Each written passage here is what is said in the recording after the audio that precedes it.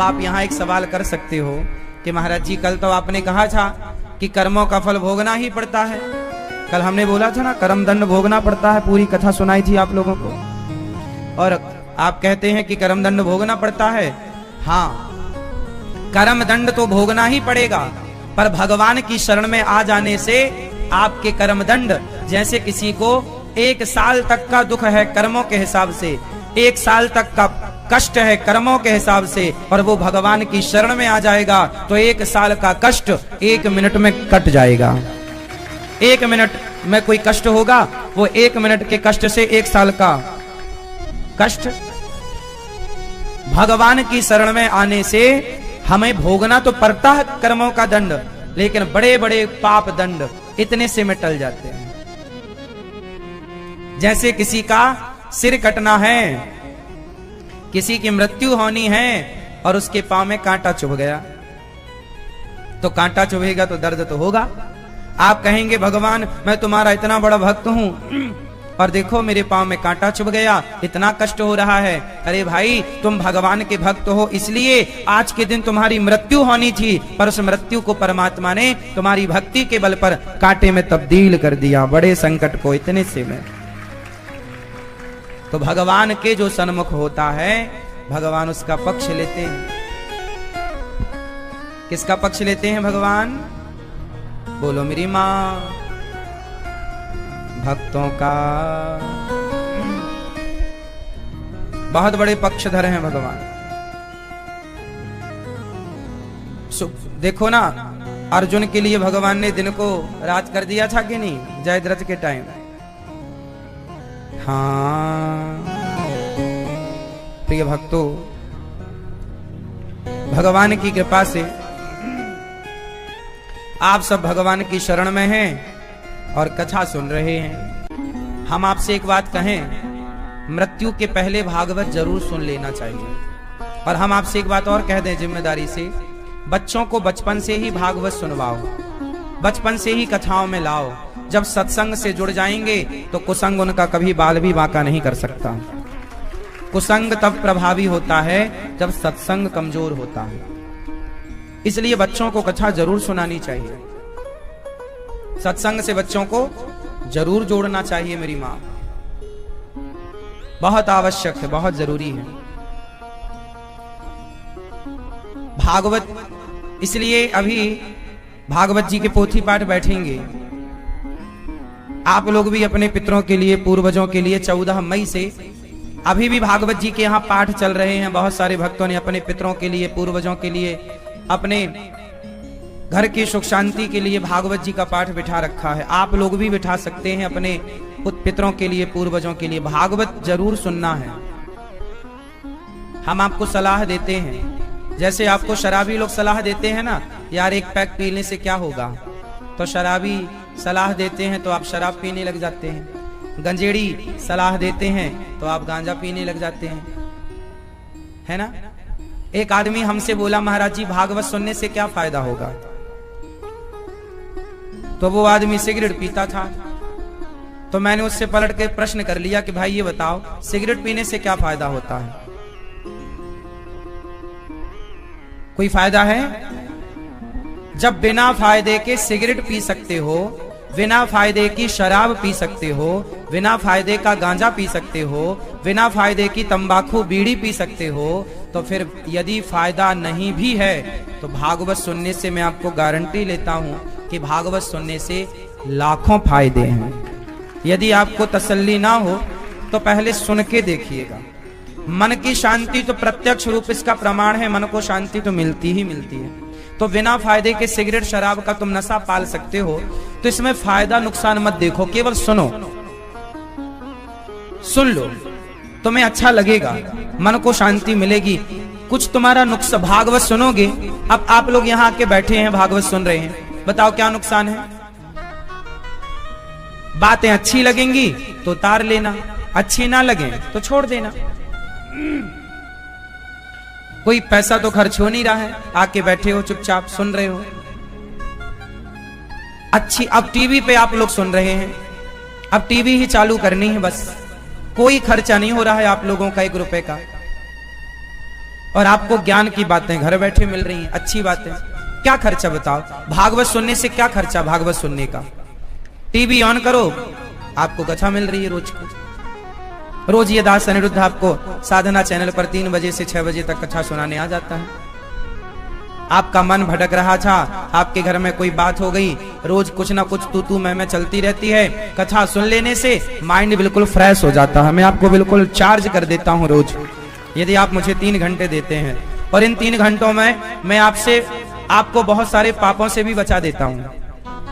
भाई आप कहीं और बैठोगे, 3 घंटे मेरे साथ बैठते हो ना आप लोग रोज, तो आपसे कोई पाप नहीं होता। इन 3 घंटों में बताओ क्या पाप हो रहा है आपसे? चुपचाप बैठे हो, ना तो चींटी मार रहे हो, ना तो निंदा कर रहे हो, ना तो चुगली कर रहे हो, ना कोई कुसंग है। लेकिन जैसे ही आप यहाँ से उठे और आप यदि गलत दोस्तों के साथ 3 घंटे बैठे, तो वो 3 घंटे में तुम्हें 2-4 प्याला पिला ही देगा। तुम गंजेड़ी के साथ 3 घंटे बैठोगे तो 2-4 चिलम पहना ही देगा। बोलो हाँ। हमारे साथ बैठने से फायदा है कि नुकसान? हमारे साथ आपके बच्चे बैठेंगे, आपकी माँ बैठेगी, आपके पिता बैठेंगे, आपकी दादी और दादा बैठेंगे, तो आप सबका भला ही होगा, नुकसान 1 रुपए का ना होगा किसी का। हमारे साथ ये बहन बेटियां बैठेंगी तो इनका भविष्य निखर जाएगा, जो कि बिखरा हुआ है। बिखरे हुए जीवन को निखारती है कथा, है ना। ये समाज की कुसंगति बिखेर देती है आपके जीवन को, आपकी खुशियों को, लेकिन कथा जब प्रवेश करती है आपके जीवन में तो बिखरा हुआ जीवन भी निखर जाता है। बच्चों के साथ, पति के साथ, जो हैं, जो काम करके पति वापस आए शाम को, तो आज कथा में जो अच्छी बातें बताई गई वो अपने पति के साथ शेयर कर लो, अपनी पत्नी के साथ शेयर कर लो, अपने बच्चों के साथ शेयर कर लो। शाम को बच्चे पढ़ लिख के आ ही जाते हैं, शेयर कर लो बच्चों के साथ कि बेटा आज कथा में हमने ये सुना। बच्चों से सवाल, जो प्रश्न हम आपसे पूछते हैं ना, ये सवाल बच्चों से भी पूछा करो। इससे क्या होगा? बच्चों के अंदर जानने की जिज्ञासा बढ़ेगी। बच्चों से क्वेश्चन किया करो, सवाल किया करो। बेटा वेद कितने हैं? पूछो बच्चों से। फिर बच्चे, जब भी आपके बच्चे मोबाइल मांगे, माँ मोबाइल दे दो, मोबाइल चलाना है, जैसे ही आपके बच्चे मोबाइल मांगे एक क्वेश्चन बोल दो बच्चों से, पूछो बेटा वेद कितने हैं, पहले इसका उत्तर दो, फिर तुम्हें मोबाइल देंगे। बताएंगे, खोज के लाओ। फिर बच्चे मोबाइल मांगे, फिर प्रश्न कर दो, राम जी कहां के राजा थे? फिर बच्चे फिर मोबाइल मांगे, फिर पूछ लो कि भगवान श्री कृष्ण की मां का नाम क्या था? फिर प्रश्न कर लो कि भारत की सबसे बड़ी नदी कौन सी है? फिर प्रश्न कर लो। बहुत सारे प्रश्न हैं। प्रश्न कर लो कि ये प्रहलाद जी कौन है, ये ध्रुव कौन है, ये राम कौन है, ये कृष्ण कौन है, मीरा कौन है, ये सब पूछो बच्चों से। बच्चे सब हिस्ट्रियां मोबाइल से ही पढ़ लेंगे, उसमें गूगल से सारी हिस्ट्रियां निकाल लेंगे। बच्चों को सवाल पूछो, जिससे बच्चों के अंदर ज्ञान बढ़े। आप लोगों ने कोई सवाल, अच्छा आप लोगों ने एक बात नोटिस की हो, बच्चे सवाल बहुत करते हैं। बोलो हाँ कि ना? बच्चे सवाल करते हैं ना।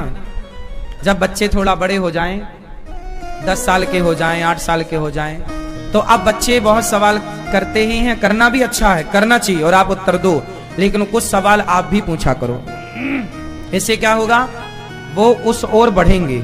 जैसे आपने पूछा कि ध्रुव जी कौन है, तो फिर वो मोबाइल में ध्रुव जी को सर्च करेंगे। आपने पूछा कि बेटा ये प्रहलाद कौन है, तो फिर आपके बच्चे मोबाइल में प्रहलाद जी को सर्च करेंगे। वरना अभी किसको सर्च करते हैं बताओ? सबसे ज्यादा सर्च क्या करते हैं बच्चे? हाँ? क्या करते हैं मोबाइल में? स्पाइडरमैन, है ना, कार्टून देखते हैं बच्चे दिन भर, और पता नहीं क्या क्या, हमें नहीं पता क्या सर्च करते हैं। परंतु आपको चाहिए कि आप बच्चों से मोबाइल देने के पहले कोई क्वेश्चन कर दें, ताकि बच्चा मोबाइल लेके सर्च तो करे, पर वो जो आप चाहते हैं महाराणा प्रताप कौन है? विवेकानंद कौन है? सर्च करें बच्चे विवेकानंद जी के बारे में। बच्चों से सवाल, मोबाइल देने के पहले सवाल, हाँ या ना। इससे क्या होगा, जो बच्चे फिजूल में मोबाइल में समय वेस्ट करते हैं तो वो मोबाइल भी चला लेंगे और उन्हें जानकारी भी मिल जाएगी, उनका नॉलेज बढ़ेगा, उनका ज्ञान बढ़ेगा। बोलो हाँ, समय का सदुपयोग इसे बोलते हैं। यदि समस्याएं हैं कि बच्चे मोबाइल चलाते हैं तो मैंने समस्याओं पर विचार नहीं किया, मैंने उसके समाधान पर विचार किया कि यह समाधान हो सकता है। बच्चों को मोबाइल देने के पहले एक प्रश्न पूछ लो, किस किस को आइडिया अच्छा लगा तो इसे उतार लोगे, हाँ या ना। बच्चे मोबाइल तो चलाएं पर सर्च वो करें जो आप चाहते हैं। यह है दिमाग से खेलना, ठीक है। सब चीजें बच्चों से एक प्रश्न तैयार रखो कल के लिए। आज एक प्रश्न कर लिया, उस बच्चे ने उसका आंसर दिया तो ठीक है, वरना कल भी उसको लगाओ कि भाई इसका उत्तर दो, पूरी बताओ। ध्रुव जी कौन है, इनके पिता कौन है, इनकी मां कौन, सब पूरी जानकारी विस्तृत चाहिए। फिर देखो, इससे आपका भी नॉलेज बढ़ेगा, उनका भी बढ़ेगा।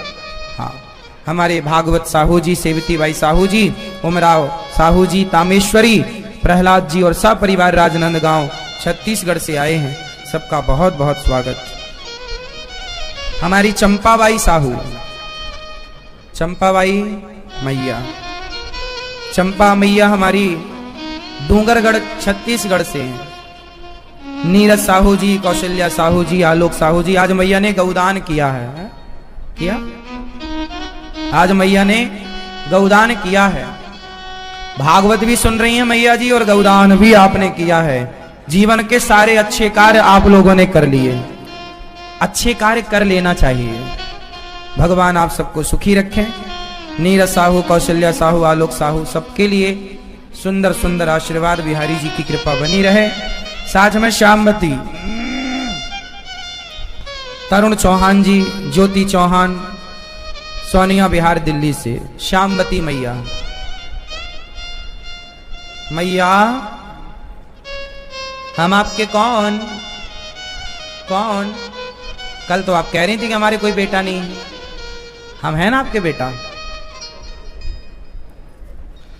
जिन माओं के बेटा नहीं है उन माओं का बेटा यह दास अनिरुद्ध है, चिंता ना करिएगा। और जिन माओं के बेटा है उनका भी बेटा यह दास अनिरुद्ध है, सबका बेटा।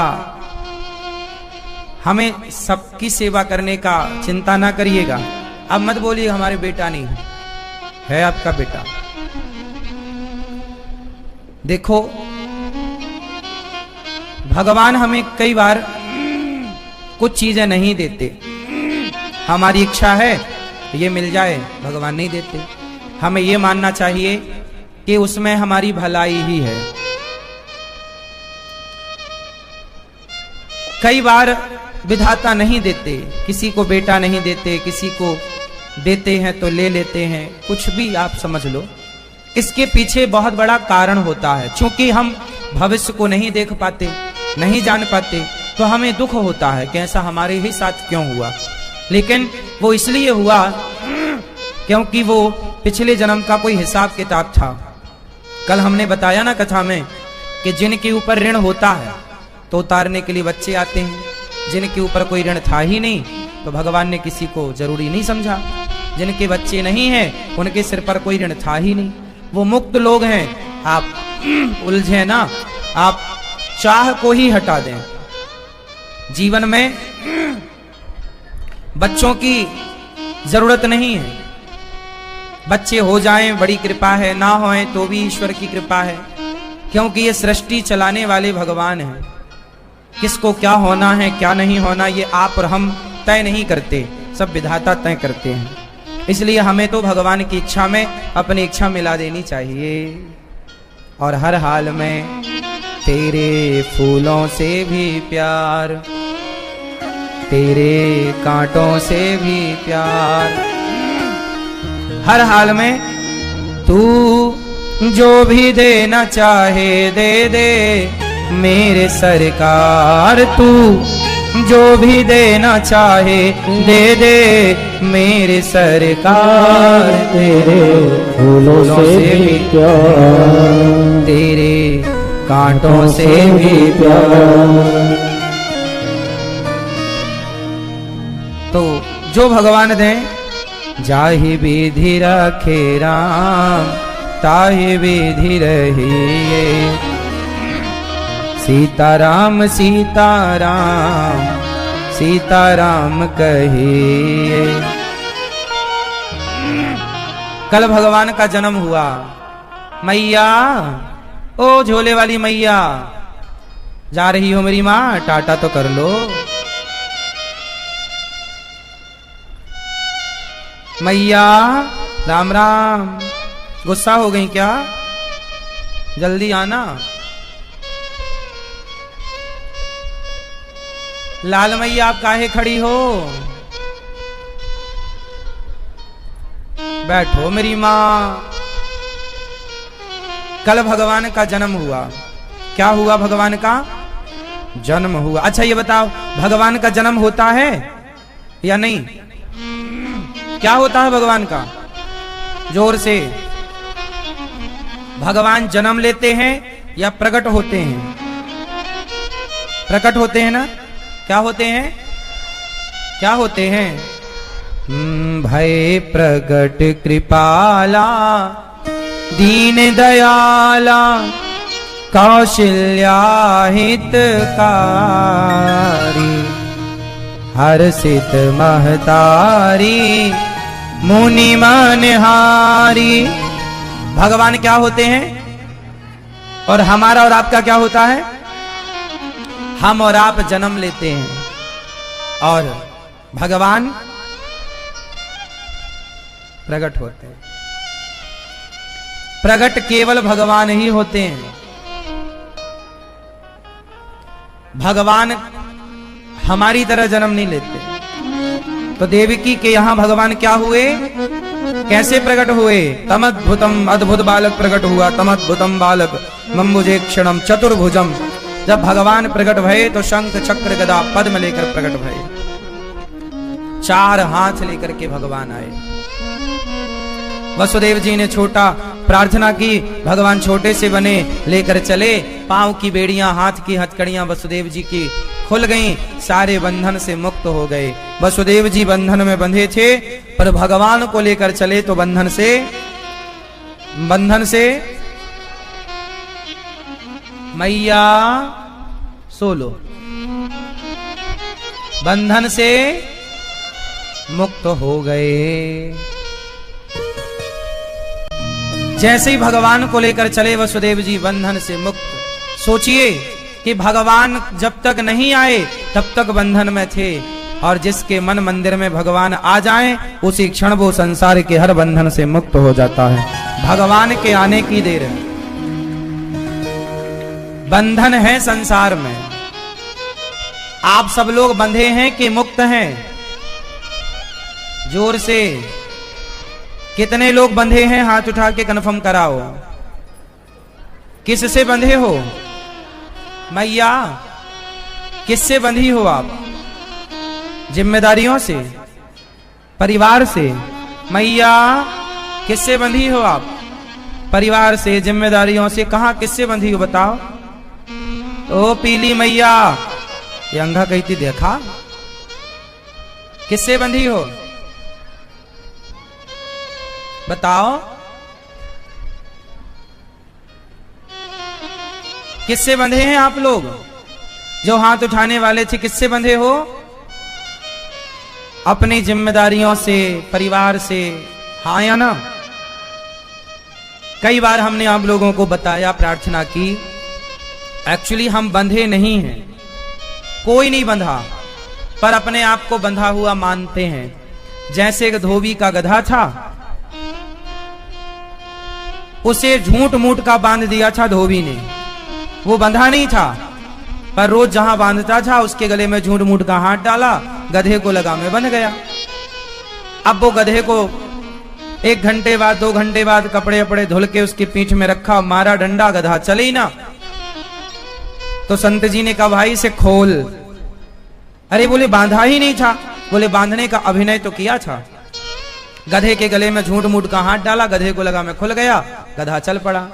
गधा बंधा नहीं था, लेकिन अपने आप को बंधा हुआ मान रहा था। उसी तरह आप में से कोई भी बंधा नहीं है किसी से, लेकिन अज्ञानवश आपके जीवन में पर्दा किसका है? अज्ञान का। वो अज्ञान मीन्स माया। माया का पर्दा ऐसा है कि आपको लगता है कि मैं बंधी हूं, ये बेटे से, ये बेटी से, ये पत्नी से, ये पति से, परिवार से, फैक्ट्री से, बिजनेस से, व्यापार से। हमें लगता है हम बंधे हैं, जबकि सच्चाई ये है कि हम कोई भी बंधे नहीं किसी से। आज का आज बुलावा आएगा, अनिरुद्धाचार्य जैसा है जहां है तुरंत बुलावा आएगा, वैसे ही जाना पड़ेगा। बोलो हाँ, तो हम किससे बंधे हैं? मान रहे हैं कि हम आपसे बंधे हैं, मान रहे हैं कि हम परिवार से बंधे हैं, जबकि हम मुक्त हैं। बोलो हाँ। आप सब कैसे हैं? मुक्त हैं। कैसे हैं आप लोग? जोर से। कैसे हैं? मुक्त हैं। लेकिन अज्ञानवश माया का पर्दा ऐसा पड़ता है। माया का जब पर्दा पड़ता है तो जानते हो क्या होता है? रस्सी में सांप दिखता है। रस्सी को आप क्या मान लेते हो कई बार? अच्छा बताओ, रस्सी को सांप कब मानते हो आप लोग? जब सामने प्रकाश हो तब, या जब सामने धुंधलापन हो तब, अंधकार हो। प्रकाश में आप रस्सी को सांप मानते हो या अंधकार में? क्या? जब अंधेरा हो तो आप रस्सी को क्या मान बैठते हैं? और यदि प्रकाश है तो क्या आप कभी रस्सी को सांप मानेंगे? तो अब बताओ कि गलती किसकी थी, रस्सी की या सांप की या उस अंधेरे की? गलती किसकी है, रस्सी या सांप या अंधकार? जोर से। या आपकी गलती है? किसकी गलती थी? हाँ भाई, अंधकार था तो हमने रस्सी को क्या मान लिया? सांप। और अंधकार हटा तो क्लियर हो गया, अरे भाई तो रस्सी। उसी तरह आप लोग क्या मान रहे हैं? हम बंधे हैं। जैसे मान लिया रस्सी को सांप, ऐसे आप मान रहे हैं हम बंधे हुए हैं। क्यों? क्योंकि वहां अंधकार था तो आपने अंधकार में रस्सी को सांप माना। यहां अज्ञान है। अज्ञान यही तो है कि हम बंधे हुए हैं, हम मुक्त हैं, यही ज्ञान है। हम कभी नहीं बंधे, हम किसी से नहीं बंधे, हम मुक्त आत्मा हैं। हम कौन हैं? जोर से। हम मुक्त हैं। अज्ञानवश माया का पर्दा पड़ा, हमको लग रहा है बंधे हैं, बंधे। जब तक आदमी जीता है तब तक वो बंधा होता है, ऐसा मानता है मेरा परिवार, मेरे बच्चे, मेरे ये। जबकि मुक्त हो जाना चाहिए चीजों से। जबरदस्ती आदमी उलझा है, जबरदस्ती मानता है मैं बंधा हूं, मैं बंधी हूं। है ना मेरी माँ? तो आप बंधी हो या मुक्त हो? अभी तो कह रही थी हम बंधे हैं। देखो कितने लोग मुक्त हैं। लो अभी सब कह रहे थे बंधे हैं, अब देखो हो गई ना मुक्ति। यही तो भागवत से मुक्ति मिलती है। लोग कहते हैं भागवत से मुक्ति मिलती है, अरे मिल तो गई। लो आप देखो बंधे थे, खुल गए, और क्या चाहिए? यही तो मुक्ति है। अज्ञान का हट जाना ही, ज्ञान का आ जाना ही मुक्ति है। जैसे ही मुक्ति, जैसे ही ज्ञान आया वैसे ही मुक्ति मिल गई अज्ञान से।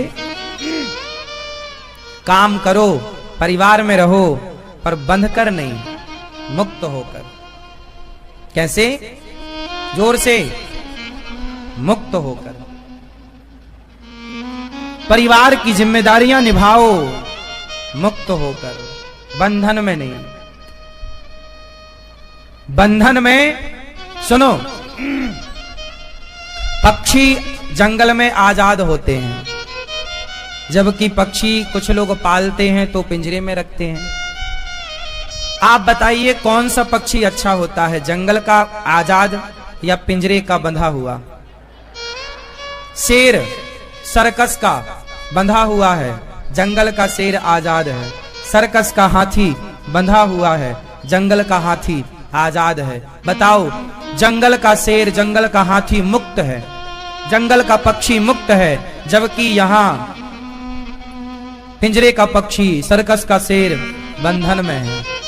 बंधन में यदि शेर भी हो जाए तो वो कुत्ते से बदतर हो जाता है। बंधन सर्कस का शेर कुत्ते से भी बदतर होता है। बोलो हां। तो बंधन आपको बदतर बनाती है, बंधन आपका पतन करता है। इसलिए बंधन नहीं। जैसे शेर मुक्त होता है जंगल में, हाथी मुक्त होता है, आपको भी ईश्वर ने मुक्त ही भेजा था, पर आप ही संसार में बंध गए। इसमें भगवान की कोई गलती नहीं है।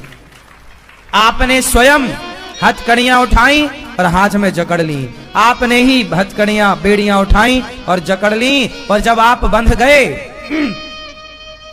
एक छोटा सा एक किस्सा सुनाता हूं आपका, सुनिएगा। एक छोटा सा बच्चा, पुलिस वाले का बच्चा था, और पुलिस के घर में वो बड़ा ऑफिसर था, बड़ा पद पर था। उसके घर में हथकड़ियां थी। अपराधी को पकड़ते ना हथकड़ियां, तो हथकड़ी ना लॉक तो ऐसी हो जाती है अपने से, पर खुलती चाबी से। तो उसका एक छोटा सा बच्चा था, तो वो हथकड़ियों के साथ खेल रहा था। बच्चा तो बच्चा है। और उसने क्या किया कि हथकड़ियों के साथ खेलता खेलता उसने हथकड़ी पांव में फंसाई और बंद कर दी, दूसरी हाथ में फंसाई, बंद कर दी। अब जब हथकड़ी से उसने खेला और वो हथकड़ी उसके सच्ची में बंद हो गई बच्चे के, अब वो लगा खोलने, लगा निकालने, निकले ही ना, रोने लगा, रोने लगा, जोर जोर से रोया। तो उसके माता पिता आए। माता पिता ने देखा, अरे ये क्या किया तूने? अब वो रो ही रहा है। अच्छा, अब ये बताओ कि उसे, वो मुक्त तो था ही, बच्चा पहले क्या था? जोर से, पर उसने अपने से अपने आप को बंधन में डाला। उसे किसी और ने बंधन में नहीं डाला। उसी तरह आप लोग भी अपने आप को बंधन में डालते हैं। आप भी तो खेलते हैं। जैसे बच्चा खेल खेल में बंधन में पड़ गया, ऐसे ही आपने खेल खेल में शादी की, खेल खेल में ही बच्चे पैदा किए, खेल खेल में आप जिम्मेदारियों में बंधते चले गए, और वो सारी जंजीरें, हथकड़ियां ऐसी जकड़ती गईं कि बाद में आप रोए, अरे देखो हम बंध गए, देखो हम बंध गए। बांधा किसने है? किसने बांधा है? इसका अर्थ ये नहीं है कि शादी मत करो। इसका अर्थ ये है कि शादी तो करो, शादी तो करो, पर शादी करके भी ये याद रखो कि ये शादी संसार में आने के बाद एक प्रकार की रस्म है, एक प्रकार का रास्ता है, चौराहा है, इससे गुजरना पड़ता है। चौराहे से भाई आपको दिल्ली जाना है तो बहुत सारे गांव, बहुत सारे बीच में शहर आएंगे, उन शहरों को पार तो करना ही पड़ेगा, तब तो आपको दिल्ली मिलेगी। उसी प्रकार जब मानव शरीर पाया है तो इस मानव शरीर में आगे चलने पर आपको बहुत सारे चौराहों से गुजरना पड़ता है। उसी में से एक चौराहा विवाह का है। पत्नी से प्यार करो, प्रेम से रहो गृहस्थी में, पर इतना भी आसक्त ना हो जाना, क्योंकि एक दिन आपकी ये सच्चाई है, एक दिन आपकी पत्नी या आपका पति आपको छोड़ के जाएगा। ये बात सच्ची है या गलत है? इसलिए साथ में रहो पत्नी के साथ, पर इतना भी अटैच नहीं कि हम तो एक दिन जाना ही पड़ेगा। इसी भाव से रहो कि एक दिन हम में से किसी एक को पहले जाना होगा, और जाएंगे तो फिर रहना पड़ेगा। फिर रो मत, रोना नहीं, क्योंकि ये सच्चाई है। आप क्यों रो रहे हैं? किसी का पति मर गया, किसी की पत्नी मर गई, तो लोग रो रहे हैं। काहे रो रहे हो भाई? अरे बोले पत्नी मर गई। क्यों, तुम्हें पता नहीं था कि पत्नी एक दिन मर जाएगी? ये संसार में आए ही है मरने के लिए। इसलिए परदेसियों से ना अखियां मिलाना। एक आदमी की पत्नी मर गई, एक आदमी की पत्नी मर गई, वो बहुत गुस्से में था। एक आदमी की पत्नी मरी, वो बहुत गुस्सा। लोग बोले भाई साहब आप गुस्सा क्यों हो रहे हैं, पत्नी मरी थोड़ा रो लो, तुम गुस्सा क्यों हो, किस पर गुस्सा हो? वो आदमी बोला हम दुनिया वालों पे गुस्सा है। अरे पत्नी मर गई और तुम दुनिया वालों पे गुस्सा कर रहे हो? बोले हाँ। क्यों? अरे बोले कुछ दिन पहले हमारी मां मरी थी, ये दुनिया वाले आए, बोले बेटा चिंता ना करो हम तुम्हारी मां। कुछ दिन पहले हमारा पिता मर गया, ये लोग आए बूढ़े बूढ़े, बोले चिंता ना करो हम तुम्हारे पिता। और आज हमारी पत्नी मर गई, कोई नहीं आया। गुस्से से लाल था। गुस्से से लाल।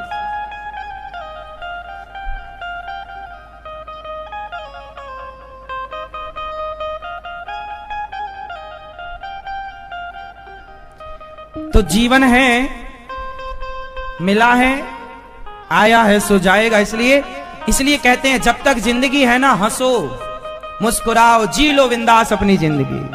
पत्नी के साथ बिंदास रहो, अच्छे से रहो, बच्चों के साथ बच्चों के साथ बच्चों की तरह रहो, हंसो मुस्कुराओ, गाओ, जिंदगी जी लो। एक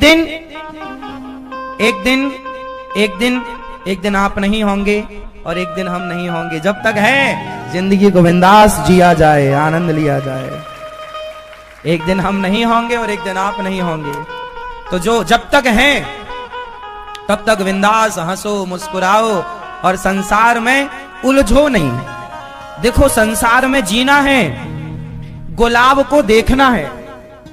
ये देखो माना कि ये पुष्प तो है ही, ये पुष्प है, इसकी खुशबू लो, इसका आनंद लो, इसे मसलो मत। मसल देंगे ना तो ये खराब हो जाएगा। ये जिंदगी है आनंद के लिए, लेकिन कुछ लोग जिंदगी को मसल देते हैं, ऐसे लड़ते हैं, ऐसे झगड़ते, रिश्ते टूट जाते हैं, दिल के टुकड़े टुकड़े हो जाते हैं। ऐसे नहीं करना, जिंदगी जीना, आनंद लेना है। लेकिन ये याद रखना है कि हम मुक्त हैं और सब परदेसी हैं, और हमें परदेसियों से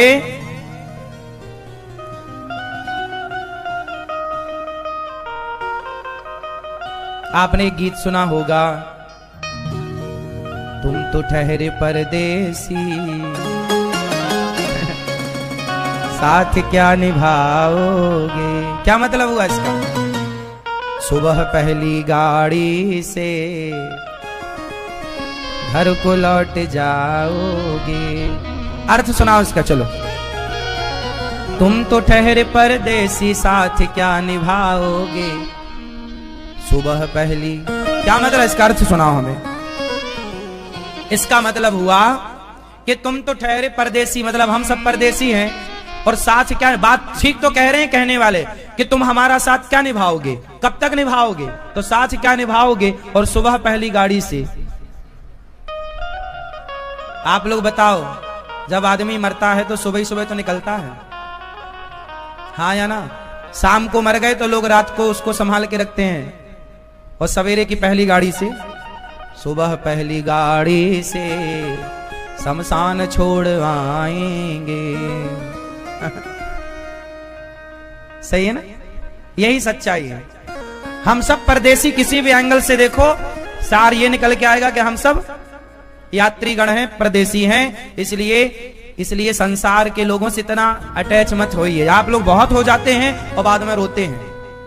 हम चाहते हैं आप रोए ना, हंसते रहें, हंसते हंसते कट जाए रस्ते, जिंदगी यूं ही हंसते रहो। हम तो चाहते हैं आपकी होंठों पे मुस्कान बनी रहे, और ये तब बनी रहेगी आप बंधे होंगे तो मुस्कान नहीं होगी, मुक्त होंगे तो मुस्कान होगी। इसलिए मुक्ति चाहिए।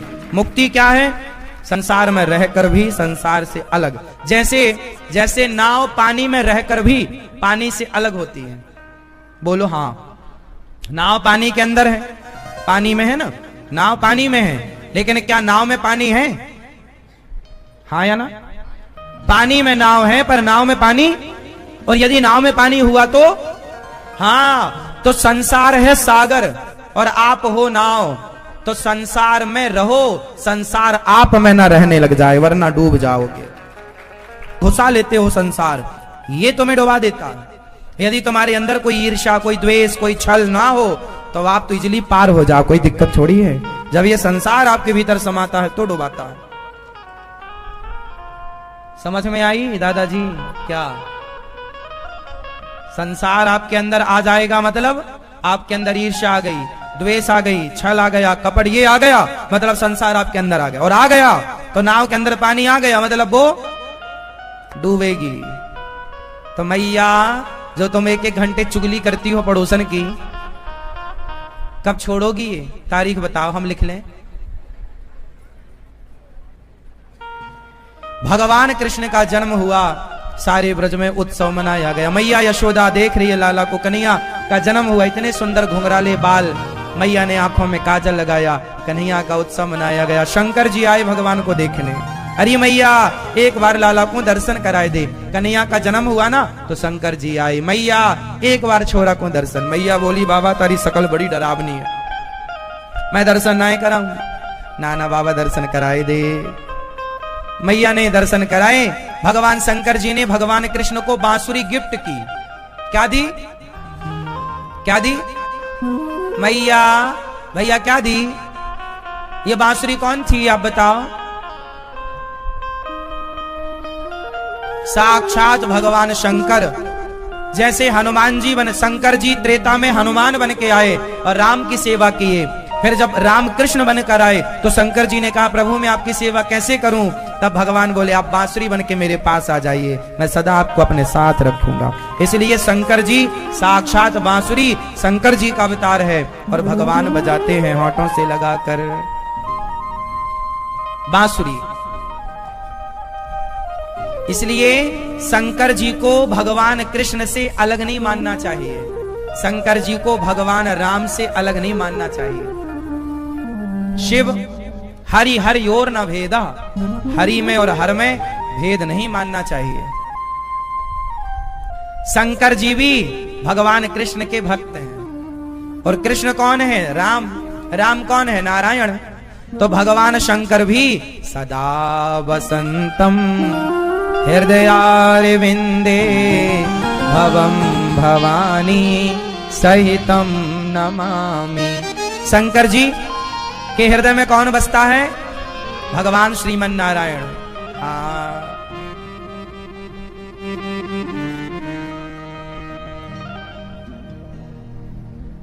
अच्छा ये बताओ शंकर जी के तिलक कैसा लगता है?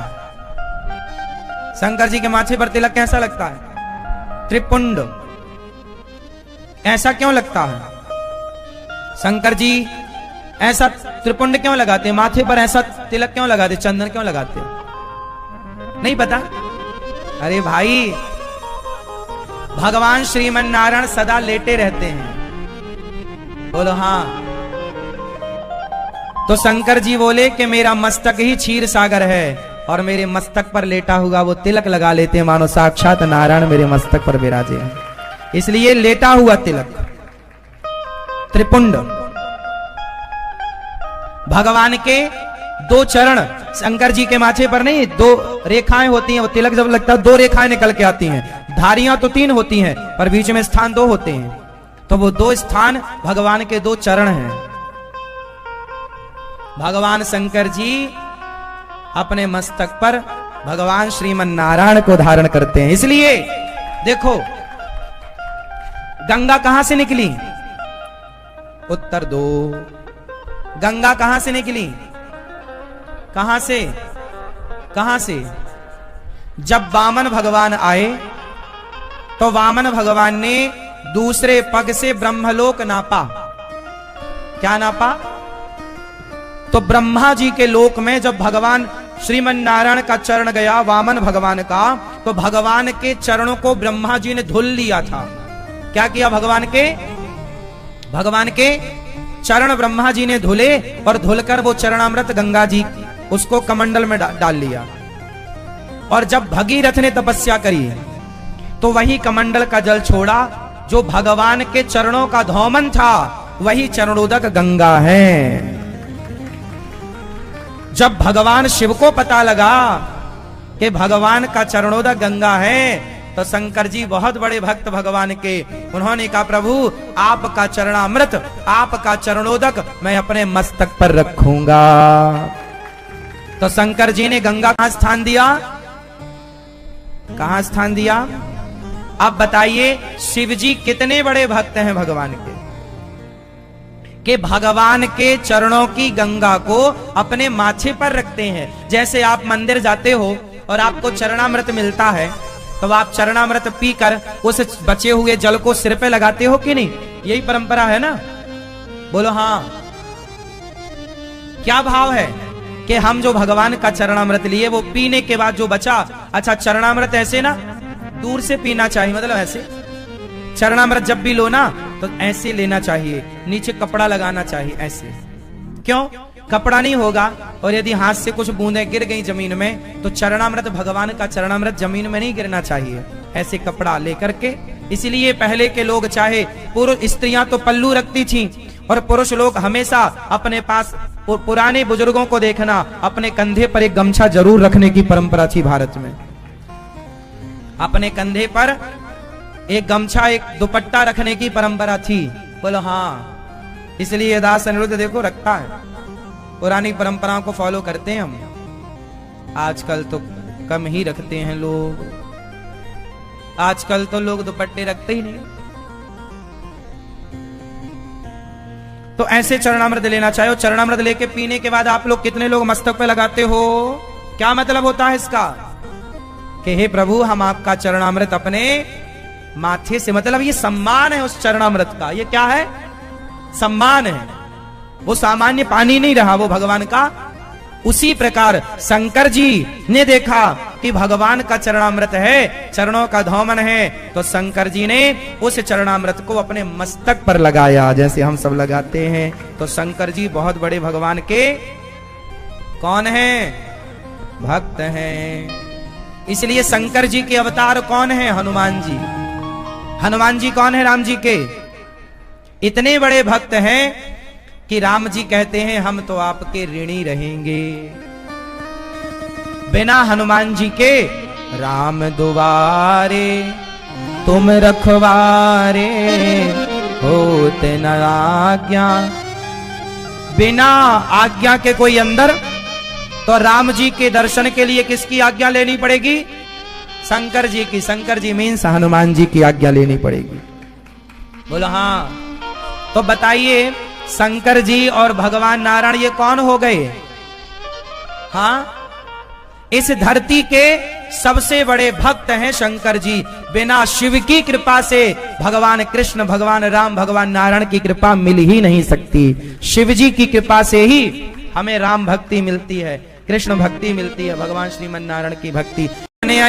आई थी, आंखें बंद कर ली प्रभु ने, तुम्हें नहीं देखेंगे, तुम्हारे अंदर कपट है। और पूतना आई जहर पिलाने, उद्धार कर दिया। जो गति यशोदा की वो गति पूतना की। भगवान बड़े दयालु हैं, हे कृष्ण तुम बड़े दयालु हो। भगवान पूतना का उद्धार करते हैं, करवट बदले भगवान। तो भगवान का उत्सव मैया ने रखा। शकटासुर आया, छकड़े पर आकर बैठा। भगवान ने शकटासुर को मारा। किसको मारा?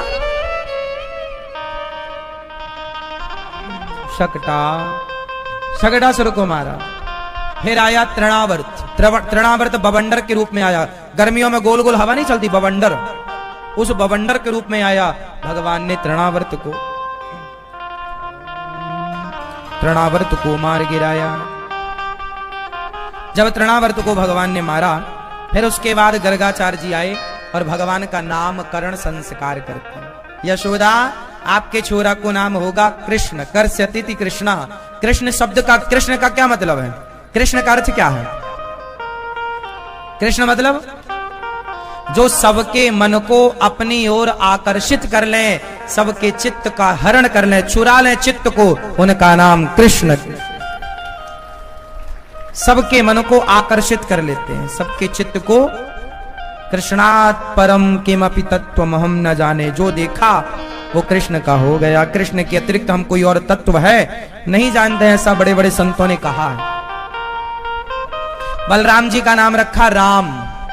राम मतलब रमन्ते योगिनाम यस्य सह रामः, जो योगियों के भक्तों के हृदय में रमण करें वो राम। पर बल अधिक होने से लोग कहेंगे बलराम, तो ये बलदाऊ भैया हैं, तो कृष्ण बलराम। भगवान का नामकरण संस्कार हुआ। अब भगवान थोड़ा बड़े हुए, अब भगवान के घर में गैया ज्यादा थी। भगवान श्री कृष्ण बचपन में किसके साथ खेलते थे? किसके साथ? छोटे छोटे बछड़ों के साथ, बछियों के साथ।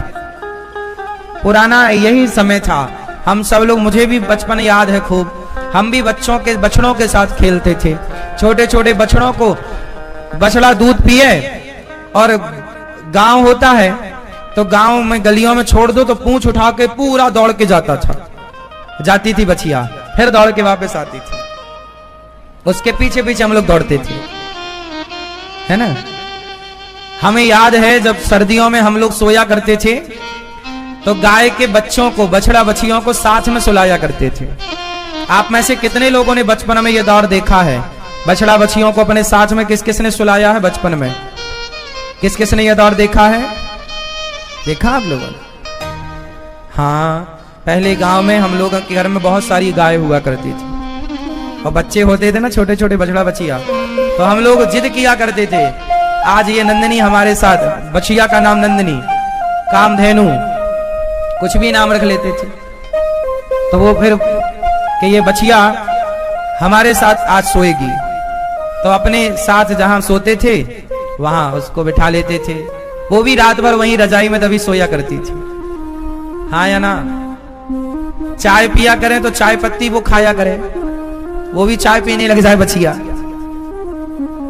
तो पहले के जमाने में गाय से व्यक्ति इतना जुड़ा था कि गाय को सच्ची अपनी माता ही मानता था।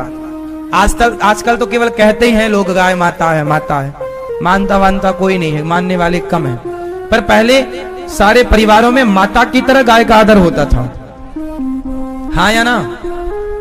पहले घर में गायों की पूजा होती थी, गाय की आरती उतारी जाती थी। मैंने तो ये तक सुना है कि पतिव्रता नारियां, जैसे पति आपका प्रदेश में है, और पहले के जमाने की बात बोल रहा हूं, मैंने ये बातें अपनी दादी नानी मौसी से सुनी थी, तो वो सुना रहा हूं आपको, बहुत पुरानी बातें हैं। मैंने सुना था कि कोई पतिव्रता नारी है, कुछ नारियों का नियम होता है कि पति के खाने के बाद ही खाती हैं। कुछ नारियों का व्रत होता है कि जब तक पति ना खाए तो वो खाती नहीं है। ये पतिव्रता नारी का धर्म होता है, यही धर्म होता है। आजकल तो पता नहीं क्या चल रहा है, भगवान जाने। पति जाए चूल्हे में, हमारा पेट हाहू, हम न दें काहू। तो पहले ऐसा था कि पत्नियां पति को भोजन, अब एक बार क्या हुआ, एक पत्नी पति को भोजन करा के भोजन करती थी, तो अब उसका पति चला गया प्रदेश, और उस जमाने में कोई टेलीफोन की व्यवस्था नहीं थी कि आपने खा लिया क्या, अब हम खाएं। प्रदेश में था। अब पत्नी बड़ी संकोच में कि हमारे पति खाए होंगे कि नहीं, हम खाएं कि नहीं। तो उनके द्वार पर एक संत आ गए। संत जी बोले, बेटी बड़ी असमंजस में हो, क्या हुआ? महाराज हमारे पति प्रदेश में हैं और बिना उन्हें खिलाए खाते नहीं है, पता नहीं हमारे पति को मिला होगा कि नहीं। तो संत जी ने कहा, परेशान क्यों होती है, तो एक काम कर, तेरे घर में गौ माता है? बोले है। तो जैसे थाली तू पति को लगा के रखती थी, पूरी थाली सजा, और पूरी थाली सजा कर जो भोजन बनाई हो वो सारा भोजन बनाओ, एक थाली पे निकालो और गाय को खिला दो। गाय को खिला दोगे, गाय यहाँ खा लेगी, तो उसको वहां प्राप्त निश्चित भगवत कृपा से किसी ना किसी रूप में गौ माता के आशीर्वाद से उसका पेट वहां भर जाएगा। जब आप, तो फिर आप खा लेना। गाय को खिलाकर ही पतिव्रता नारियां, पति नहीं था तो गाय को खिलाकर फिर गाय के बाद खाती थी। तो गाय को खिलाने के बाद पति को खिलाने का वो दोष समाप्त हो जाता था। तो परदेश में जिनका पति होता था वो पहले पूरी थाली पति को जैसे खिलाती हैं वैसे गाय को खिलाया, फिर गाय के खाने के बाद फिर वो खाया करती थी। ये नियम था पतिव्रता नारियों का। मतलब गाय सामान्य नहीं। इसलिए जब आपके श्राद्ध पक्ष आता है, पितृ पक्ष आता है, तो कहा जाता है कि गाय का खाया पितरों तक पहुंचता है। आज वैज्ञानिक लोग विज्ञान की भाषा में, आज जो साइंस को पढ़ता होगा वो कहेगा महाराज जी आप तो पागल बना रहे हैं। ना भाई, मैं विज्ञान के हिसाब से आपको समझाऊं। जैसे गर्भवती स्त्री खाती है तो गर्भवती स्त्री के खाते ही उसके बच्चे के पेट में अपने आप चला जाता है। बोलो हाँ। जैसे गर्भवती स्त्री खाए तो उसके बच्चे के पेट में अपने आप चला जाता है, ऐसे गाय के अंदर समस्त देवी देवताओं का वास है, सारे लोकों का वास है, पितरों का भी वास गाय में है। तो गाय खाती है तो गाय के गर्भ में जो है सब उनके पेट में अपने आप चला जाता है। तो गाय का खाया, गाय की तृप्ति पितरों की तृप्ति मानी जाती है। इसलिए श्राद्ध पक्ष में ब्राह्मणों को और गाय को खिलाने की परंपरा है। गाय को चारा खिलाइए, गाय को पेट भर खिलाइए। इसलिए पहले तो घर घर गाय होती ही थी, अब तो घर घर कुत्ते हैं। समस्याएं। इसलिए भगवान गाय के बछड़ों के संग खेल रहे हैं, पूंछ पकड़ के दौड़ रहे हैं। इसलिए भगवान का नाम पड़ा गोपाल, क्योंकि